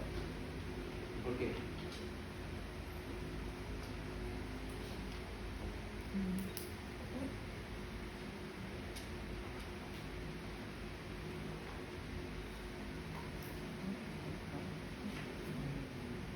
Paciente renal crónico en estadio 4. ¿Qué fase de la hemostasia primaria estaría alterado y por qué? Pues ha venido. No se examen para llenar, pero se examen para marcar, estoy seguro.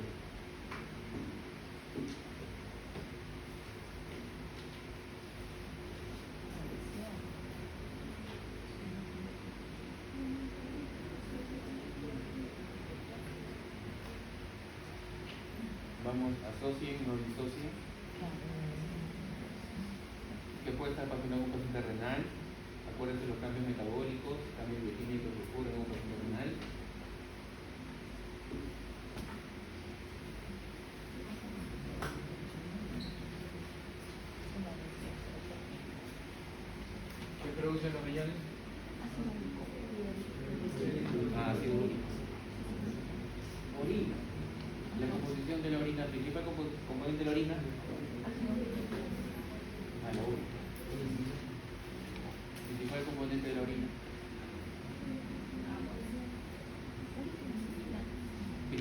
principal componente de la orina?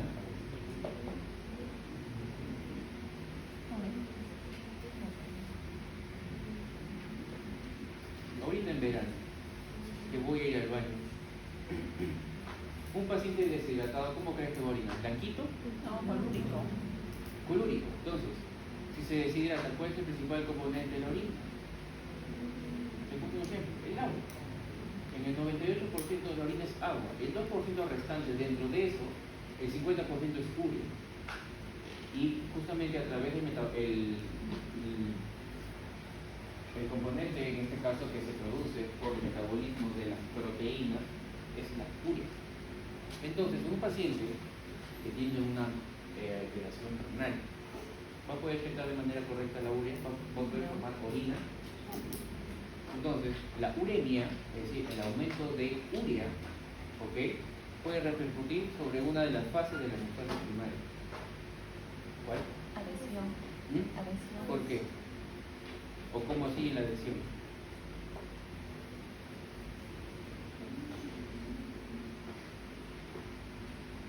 ¿Es lo bueno? Al momento de haber una filtración y esto se va a ver. Obviamente tiene que ser por la uremia. Claro, pero es que ya no va a haber. A ver, ya tiene para todos. No sé cómo explicarlo, es que el mismo hecho de que va a haber un daño renal ya no va a haber una buena filtración y esto va a quedarse, o sea, ya no va a ser el 2%, sino va a ser más por ciento que se va a quedar y no se va a poder filtrar correctamente al gas. Ya, si hay aumento de las concentraciones de urea, ¿en cuál de las fases de la hemostasis primaria va a estar repercutida? O sea, va a repercutir este aumento de concentración de urea. En la adhesión, porque ya no se va. ¿Qué sucede en la adhesión? Lo explicó Jenny. ¿Qué sucede en la adhesión? ¿Quién se adhiere? IgP con Bovibran con IgP1. la glicoproteína 1B, como ven ahí en la número 3, donde dice adhesión. Entonces, ¿qué es lo que hace la urea? Se pone en medio, no se va a poder unir. Entonces, consecuencia, los pacientes con trastorno renal pueden sangrar, ¿verdadero o falso? ¿Ah? Pacientes con trastorno renal crónico, estadio 4, 5, pueden sangrar, ¿verdadero o falso? Vas a ver un paciente renal crónico dentro de toda su constelación de síntomas, anemia, etc., sangrado. Eso te explica, por ejemplo. ¿Ok?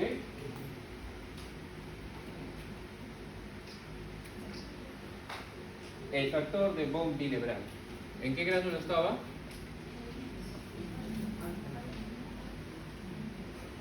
¿Ah? Glándulos alfa. ¿Ok? ¿Es un factor procoagulante o anticoagulante? Procoagulante, ¿no? Ya. ¿Y por qué no se forman coágulos en ti si es un factor procoagulante? ¿Quién produce el factor de von Willebrand?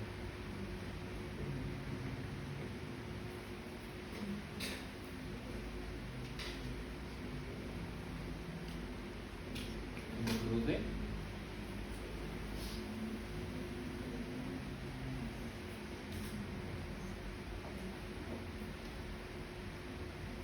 ¿Qué?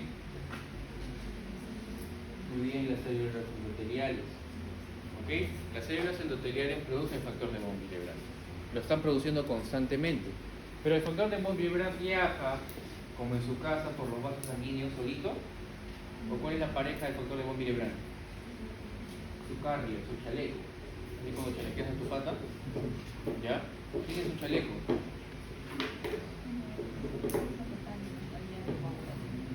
¿Cómo?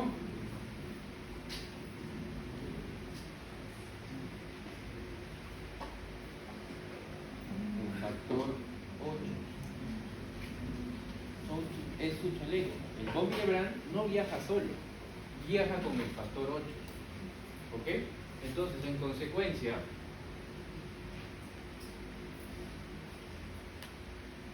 dentro de las patologías que mencionó Jennifer, hay una que en algún momento les ha venido tanto su examen teórico como su examen. En la práctica no, pero ha venido su examen teórico. ¿Se acuerdan cuál es el target de la púrpura trombocitopénica trombótica?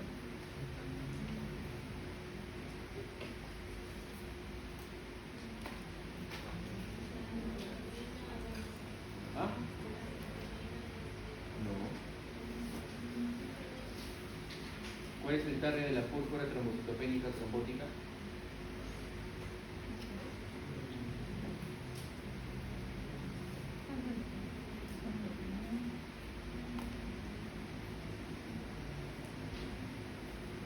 Vamos, ahorita tengo hambre. No la una. Si mi última molécula de glucosa está generando preguntas. ¿Qué hace? ¿Qué pregunté? La de la púrpura trombocitopénica. Ya. ¿Ah? También, sobre todo más es en la idiopática. Pero ¿cuál es el target esencial de la púrpura trombocitopénica trombótica? El ADAMS 13. ¿Te acuerdas del ADAMS 13? ¿Qué es lo que hace el ADAMS 13? El ADAMS 13 es una proteína que se produce también en el endotelio, una metaloproteinasa. La función fisiológica normal del ADAMS 13, en este caso, es regular esta unión entre el factor de von Willebrand y el factor 8. Cuando hay una mutación del ADAMS 13, no se van a poder unir, por lo tanto, el factor de von Willebrand va a quedar solito. Y si se queda solito, ¿va a formar trombos, sí o no? ¿Cómo que no? Si solo produce, es procoagulante. Cuando está chalequeado contra el factor 8, ya no produce trombos. Entonces, en la púrpura trombocitopénica trombótica, como hay su target alterado, que es el ADAMS 13, lo que va a suceder es que el factor de von Willebrand viaja solito. Y se van a formar trombos y trombos y trombos. Por eso que su propio nombre lo dice.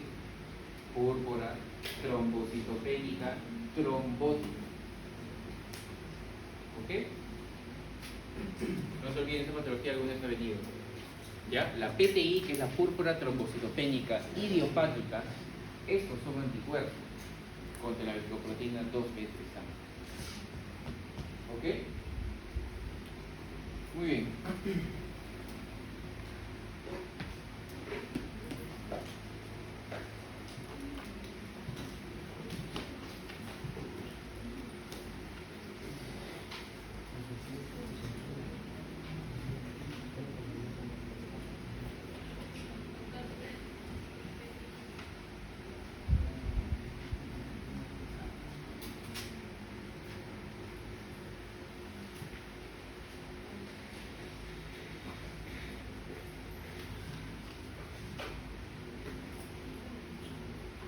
¿Cómo se llama?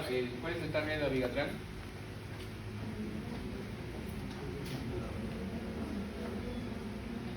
¿Ah? Factor 2 activado. Ok. Dime. Primero. Levante la mano, no escucho. Púrpura trombocitopénica. Trombótica. Hay un cuadrito en su STEP que hay diferencias entre uno y otro. Una de esas diferencias es el target.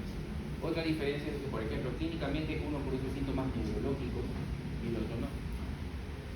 Esas diferencias son importantes, porque esa diferencia te permite, dentro de todo el floro del caso clínico, que son como 10 líneas, porque ya lo sabes, hay una o dos palabras que me permiten identificar cuáles son. Por esa razón, al inicio yo te dije que someta esas preguntas para ver cómo se pregunta, por ejemplo, púrpura trombocitopénica trombótica, por ejemplo, púrpura trombocitopénica idiopática.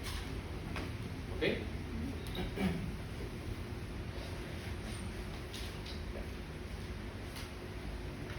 ¿Cuál es la causa más frecuente congénita de trombosis?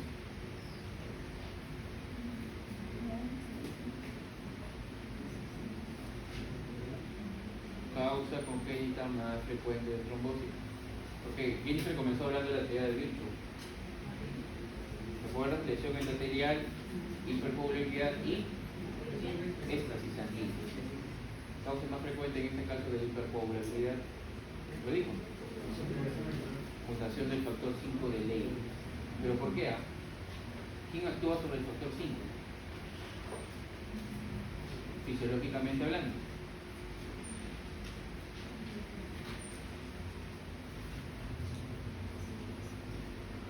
¿Quién actúa sobre el factor 5 activado? Porque el factor 5 va a seguir haciendo de las suyas, es decir, va a seguir formando o amplificando la cascada de la coagulación. ¿Quién actuó sobre este para evitar justamente ello? ¿Será algún anticoagulante endógeno? ¿Cuáles son los anticoagulantes endógenos que tenemos? Proteína C, proteína S y ¿cuál más?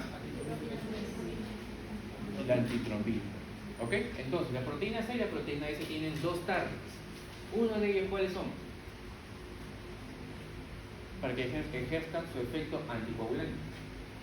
Uno de ellos es el factor 5 activado. ¿Y cuál es el otro? El 8. Entonces, si tú mutas o está mutado este factor 5 activado, ¿podrá hacer el efecto anticoagulante? No, entonces va a formar testrol. Porque se llama mutación del factor 5 de ello. ¿Ok? Forma testrol. Causa más frecuente. Esto siempre preguntan.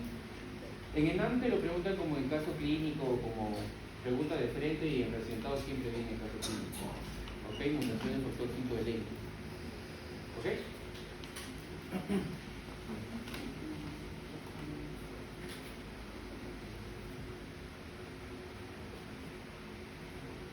Este que dice acá, factor tisular.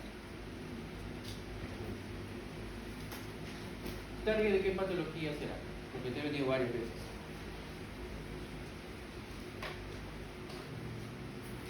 Por ejemplo, me estoy en paciente clínico. Una paciente con hemorragia. ¿Cómo se llama esa hemorragia de tercer trimestre? Placenta previa y cuál es la otra. Bueno, depredimiento prematuro de placenta. Gracias. El depredimiento prematuro de placenta tenía tres fases. 1, 2 y la fase más grave, la 3, que se divide en A, B, C. La fase C es la más grave porque puede producir sexo en la madre. ¿Ok? Y puede producir un trastorno en la coagulación. Por ejemplo, la coagulación intravascular diseminada. La coagulación intravascular diseminada tiene su origen ¿en quién? En el factor tisular, porque el factor tisular es otra de las cosas que produce el endotelio. ¿Se acuerdan que en ciclo regular les dije que el endotelio produce más de 200 sustancias entre anticoagulantes y procoagulantes? ¿Okay? El factor tisular es una sustancia, es una proteína procoagulante. Cuando hay un daño endotelial también se libera el factor tisular, porque acuérdense que se activan tanto la hemostasia primaria, el tapón inestable, y luego viene la hemostasia secundaria, con las dos fases, intrínseca y extrínseca. La vía extrínseca actúa, ¿qué factores?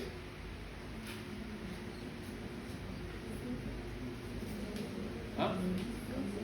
El 3 y el 7. Entonces, para que justamente se active la vía extrínseca, tiene que liberarse del endotelio el factor tisular que va a decir, oiga, plaquetas, vengan, ayúdenme para poder justamente tapar este sangrado. ¿Ok? Entonces, en la coagulación intravascular diseminada tiene un target, que es el factor tisular. ¿Ok?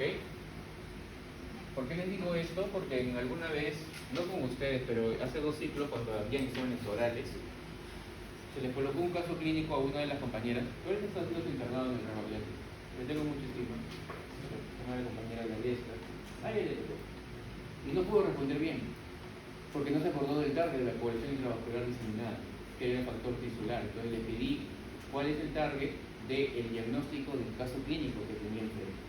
Y ella dijo, sí, bacán, es coagulación intravascular diseminada, pero no sabía reconocer el target. Y yo le dije, pero ¿por qué el paciente tiene, en este caso, plaquetas por los suelos?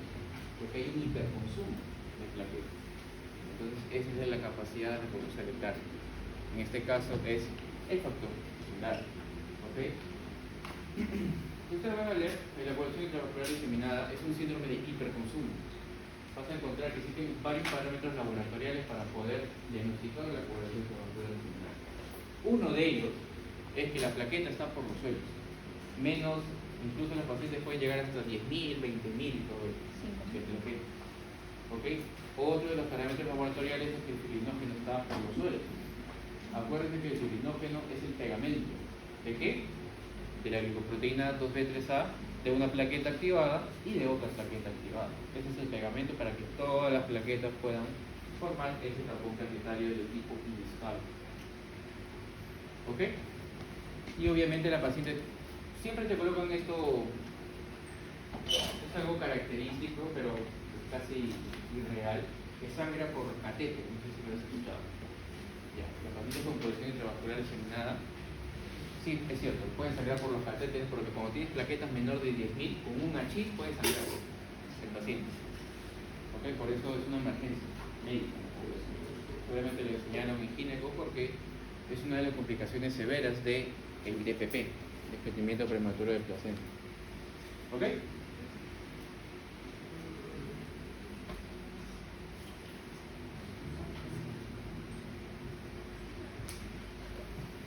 ¿Cuál es el target de la warfarina? Son dos palabras.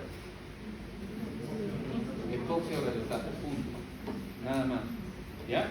No es gamma glutamil carboxilasa, eso no es el target. ¿Ya? La gamma glutamil carboxilasa es una enzima que permite activar los factores vitamina K dependientes. ¿Pero de qué depende? De una previa activación de quién? De la epoxia o reductasa. ¿Ok? La warfarina es algo que tú lo vas a ver mucho en la práctica clínica. ¿Por qué? Porque la warfarina es barata. Lo malo es que tiene un tiempo de inicio de acción de aproximadamente 72 a 96 horas. Por esa razón, cuando tú quieres anticoagular al paciente, le das primero heparina y luego le das warfarina al mismo tiempo. Pero la warfarina, ¿cuándo va a hacer su efecto? Recién a los 4 días. Pero la heparina, justamente, ¿cuándo tiene que hacer su efecto? Al momento. ¿Ok? Entonces, eso es importante. Dentro de los anticoagulantes, lo que tienes que saber sí o sí, warfarina y heparina. Jennifer mencionó que la heparina te puede producir sangrado, ¿cierto? Ya, pero también produce un trastorno que es una plaquetopenia. ¿Alguien sabe por qué? ¿Por qué puede producir plaquetopenia? ¿Quién puede saber?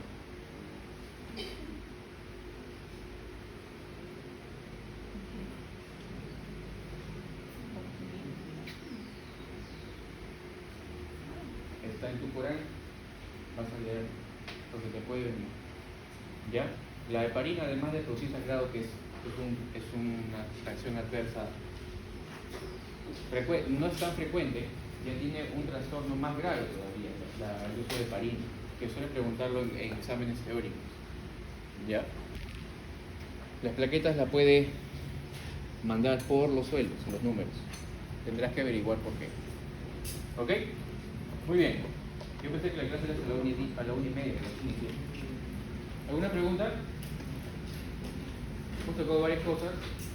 Recuerden que la otra semana solamente el reumato, no entra nada de cardio, bueno, y hembrio. ¿Ok? Bueno, cualquier cosa por parte de los compañeros, creo que hay algunos que se van a acoplar todavía.